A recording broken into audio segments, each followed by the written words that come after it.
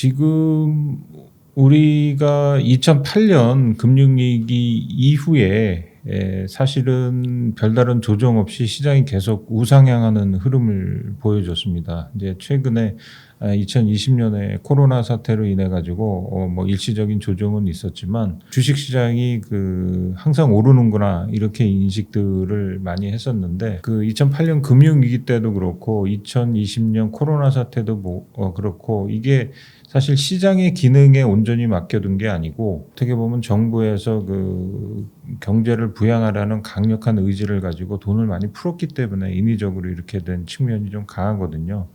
그래서 시장이 사실은 어떤 체력적으로 강해서 시장이 올랐다기보다도 어려운 부분에서 진짜 뭐 정부에서 몰핀을 놨다 이렇게도 이제 말씀을 드릴 수 있는데 특히 이제 코로나 이후로 시장의 유동성이 너무 넘치고 그런 결과로 인플레에 대한 우려감이 커지고 있는데 마침 이제 올해 2월 달에 우크라이나 전쟁이 터지면서 인플레가 좀 심해지는 그런 모습을 현재 좀 보이고 있고요. 그러다 보니까 기업들의 이제 실적이 이제 악화되는 것으로 지금 나오고 있는데 특히 이제 7월 들어서 2분기 실적이 지속적으로 발표가 될 텐데 2분기 실적에 대한 우려감이 있고요. 사실 2분기 실적 악화라는 악재가 나오기도 전에 시장은 좀 사실은 좀 선반영한 측면이 있습니다. 그래서 일단 이런 것들에 대해서 이제 차트를 보시면 지금 보시는 바와 마찬가지로 재작년 연말 이후에 작년까지 보시게 되면 패턴상으로 보시면 이와 같이 이제 헤드앤숄더형입니다. 머리 부분이 있고 양쪽 어깨가 부분이 있는데 이 헤드앤숄더 숄더라는 것은 상승 국면의 마지막에 나타나는 전형적인 조정 패턴이거든요. 이게 이제 완성이 됐습니다. 이 옆으로 그어진 선이 이제 목선이라 그러는데 이것까지 완성이 돼서 결국은 이제 목선을 큰 폭의 음봉이 나오면서 패턴이 이제 완성된 것을 알렸고요. 이후에 보면은 주가가 이 목선을 다시 위로 뚫고 올라가지 못하면서 조정이 이제 가속화되는 그런 모습을 보였는데 일반적으로 이런 헤드앤드 숄더형이 나타나게 되면 목선의 높이만큼 조정을 보인다 그러거든요. 그 선이 대체적으로 한 2,400선으로 우리가 이제 예상을 했었는데 지금 뭐 관성의 법칙이랄까요? 그런 상황이 좀 나타나서 조정 폭은 오히려 1차적으로 우리가 예상할 수 있는 지지선보다는 좀 더 깊어지는 이런 모습으로 나타났고 공교롭게도 뭐 국내 주식시장뿐만 아니고 미국 시장의 다우지수도 역시 작년 5월부터 올해 5월까지 걸쳐서 똑같습니다. 지금 코스피랑 이런 헤드앤드 숄더형이 나타났기 때문에 일단 기술적인 신호로 봐도 전형적인 조정 신호들이 나타났기 때문에 지금 이론상으로 미국 주식 같은 경우에는 고점 대비 이제 20%가 빠지면 전형적인 이제 약세장으로 진입을 했다 이렇게 말을 하는데 일단 패턴상으로 보더라도 이런 헤드앤숄더형이 완성이 됐기 때문에 미국 시장도 그렇고 국내 증시도 본격적인 이제 조정 국면에 들어갔다 이렇게 말씀을 드릴 수가 있는 것입니다. 헤드앤숄더 이 네. 모양이 나오면요. 네네. 그다음에 이제 조정이 오는 거예요. 네네. 조정이 오는데 우리가 이제 조정은 크게 두 가지로 볼 수가 있어요. 하나는 지금 이제 보시는 바와 마찬가지로 이제 가격 조정이 나타나고요. 가격 조정이 나타난 후에 바로 V자형 반등이 되느냐 그건 아니고 일반적으로 또 기간 조정이 좀 지루하게 이어집니다. 보통 이제 한 6개월 내외로 이제 기간 조정이 이루어지는데 특히 이제 2020년 코로나 국면은 굉장히 좀 예외적인 국면이다 이렇게 말씀을 드릴 수가 있어요. 그때는 이제 바로 V자형 반등이 일어났는데 각국 정부에서 진짜 뭐 헬리콥터만이 그래가지고 돈을 뭐 무한정으로 찍어내면서 경기를 진짜 필사적으로 살렸기 때문에 그야말로 이제 주식시장도 몰핀을 맞은 거죠. 그래서 풍부한 유동성을 바탕으로 해서 급격하게 좀 반등을 했는데 지금 뭐 각국 정부에서 지금 계획을 보면 중국이나 뭐 일본 등을 제외한 각국에서는 금리를 올려가지고 지금 인플레 국면에 대비하고 있기 때문에 2020년이나 2008년 국면하고는 이게 체질적으로 완전히 다르다 이렇게 말씀을 드릴 수가 있겠고요. 특히 이제 국내 시장에서 본 개인들이 그동안에 시장을 받쳐왔는데 개인들의 예탁금 유입 속도가 뭐 현저하게 둔화될 뿐만 아니라 오히려 돈을 빼고 있기 때문에 그 유동성도 굉장히 좀 잠기는 측면이고요.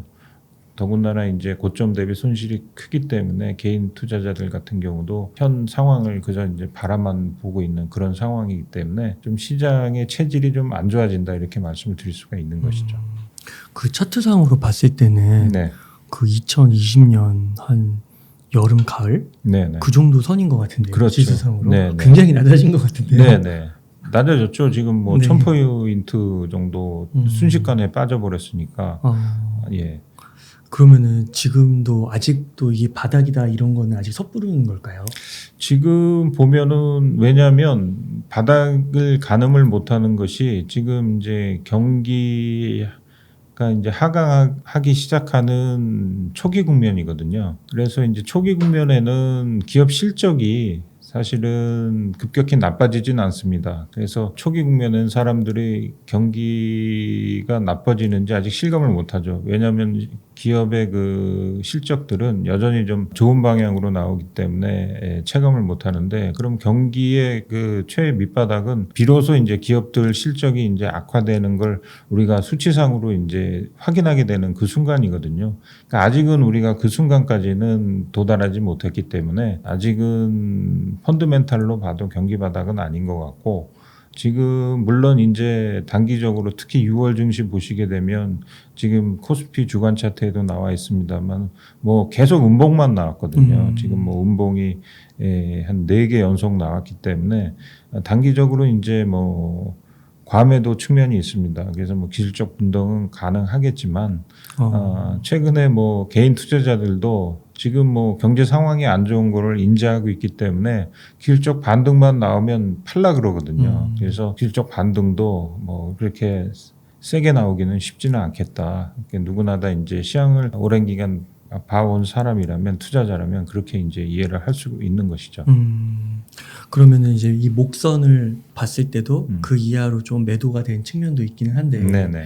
그다음에 이제 아까 말씀해 주신 대로 이제 가격 조정은 벌어졌고 또 네. 기간 조정이 있을 수 있는데, 네네. 그러면 앞으로 한 아까 6개월 정도 얘기해 주셨는데 네네. 그 정도 지나면 네. 국면의 전환 이런 게 좀 나타날 가능성이 있다고 볼 수 있을까요? 그렇죠. 이제 국면 전환이 우리가 이제 생각해 볼 수 있는 게, 상식적인 거로 보면 이제 가격 조정이 끝난 후에 이제 기술적 반등은 올 겁니다. 특히 이제 그 빠지면서 매물벽이 크지가 않기 때문에 기술적 반등도 단기적으로 좀 크게도 나올 수 있어요. 그렇지만은 예를 들어서 내가 그 산 가격까지 갈 수 있다, 그거는 조금 기대하기 어려운 상황인 것 같고요. 바닥권에서 뭐 한 10%, 15% 요 정도는 이제 뭐 많으면 한 20%까지도 이제 기술적 반등이 금방 나올 수 있는데, 그 이후는 조금 지루한 이제 기간 조정 국면이 좀 이어질 수 있고요. 문제는 그 다음인데, 그 기간 조정 끝나고 나서 내가 갖고 있는 주식이 원금을 바로 회복할 수 있느냐, 그건 또 아니라고 보거든요. 왜냐하면 특히 이제 어느 정도의 그 박스권 흐름이 예상이 되는데, 그 박스권 흐름이 나오면 이제 단기 테마들이 나올 겁니다. 그러면은 이제 우리가 전혀 생각하지 못했던 새로운 테마를 중심으로 이제 시장이 흘러갈 가능성이 있는 것이죠. 그럴 때 내가 어떻게 대응하느냐, 기존에 내가 물렸던 주식을 그대로 갖고 있느냐, 아니면 반등 국면을 이용해서 일부 주식을 처분하고 새롭게 형성된 테마로 옮겨갈 것이냐, 그거는 이제 개인 투자자들의 이제 선택의 몫이 될 것 같습니다. 그러면은 이렇게 지금 많은 분들이 좀 물려 있는데요. 네네. 이런 분들은 좀 어떻게 하는 게 좋은 거예요? 일단 지금 사실은 현 국면의 주식을 팔기에는 좀 많이 늦었습니다. 그래서 제가 이제 말씀드리고 싶은 것은, 반등 국면마다 일부를 좀 현금화 시키시는 것도 방안이다. 아까 말씀드렸지만 올해 주식시장 이제 한 6개월 지났습니다만 복귀를 해보시면, 올해 이제 주식시장에 대해서 작년 그 하반기에 많은 전문가들이 예상을 하길, 올해 이제 오를 수 있는 테마, 뭐를 예측을 했냐면은 뭐 메타버스라든지 뭐 반도체주, 2차 전지 관련주, 이런 거 예상했었거든요. 근데 실제 그 6개월 동안 이런 주식이 올랐나 보면 오히려 이런 주식이 선두에 서서 그 주가 하락을 주도했단 말이죠. 반도체 진짜 많이 빠졌죠. 예, 많이 빠지고. 그런데 그러면 올해 상반기에 어떤 주식 올랐나 보면은 새로운 정보 들어서면서 새로운 정보가 밀 것으로 예상되는 뭐 원자력 관련주라든지 아니면 무슨 식량 관련주라든지 비료 관련주 일부 오르고 그다음에 뭐 유가 강세를 보이니까 뭐 정유주라든지 뭐 이런 것들 오르지 않았습니까? 이건 우리가 작년에 그 전혀 생각하지 못했던 쪽의 좀 테마입니다. 그래서 좀 시장은 많은 사람들이 예상하는 거랑 항상 비껴가서 움직여 왔다 이렇게 좀 말씀을 드릴 수가 있고요. 그래서 내가 갖고 있는 주식이 반등할 때 내가 그 손실 본 만큼 회복할 수 있냐 거기에 대해서는 뭐 여전히 미지수입니다. 그래서 시장은 생명체고 또 우리가 생각하지 못했던 쪽으로 항상 바뀌어 왔기 때문에 어느 정도 반등 국면에서 한 20% 이상 조금씩 현금화를 시켜서 그때 움직이는 시장에 대응하시면 그것이 주식 시장을 어느 정도 좀 따라가는데 도움이 되실 것 같아요. 지금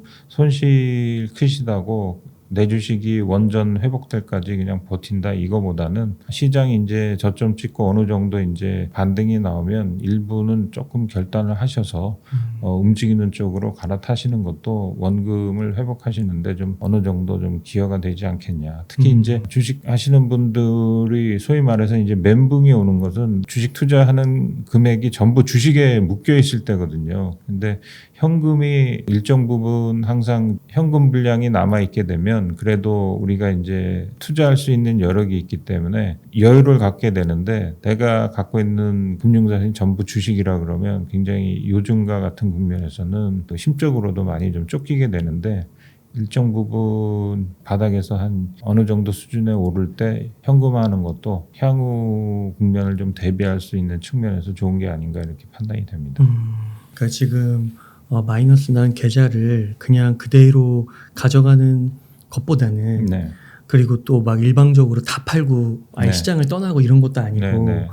기술적 반등으로 한 1-20%는 나타낼 네. 수가 있기 때문에 그런 게 있을 경우에 일부 현금화 시켜가지고 네. 앞으로 새로운 그런 뭐 테마라든지 뭐 반등의 주도하는 흐름이 나타날 때 네. 그런 것들을 좀 포착해서 투자하는 방법? 네. 또 하나 말씀드리면은 지금 주식 시장이 빠지면서 이제 옥석이 가려지지 않은 상태로 한꺼번에 다 밀려버렸거든요. 그래서 펀더멘탈이 수반되는 종목 아니면은 이제 성장주로 미래 성장을 예측해서 그동안 뭐 좀 약간 버블성으로 올랐던 주식 이게 한꺼번에 다 밀렸는데 반등 국면에서는 아무래도 이런 성장주보다는 내재 가치 기업의 펀더멘탈이 더 중요하게 되고 본질 가치로 이제 회귀하는 측면이 있으니까 본인이 판단하셔가지고 좀 객관적으로 본인 포트폴리오를 한번 점검해 볼 시간도 되는데 예를 들어서 실적이 수반되지 않은 주식을 갖고 계신 분들이라면은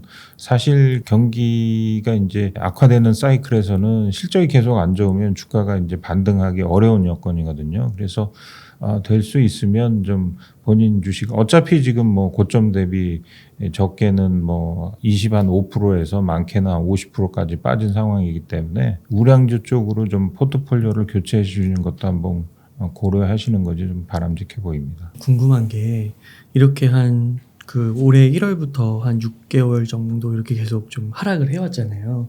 예. 이 동안에 저자님께서는 좀 어떻게 대응을 하셨는지 궁금합니다.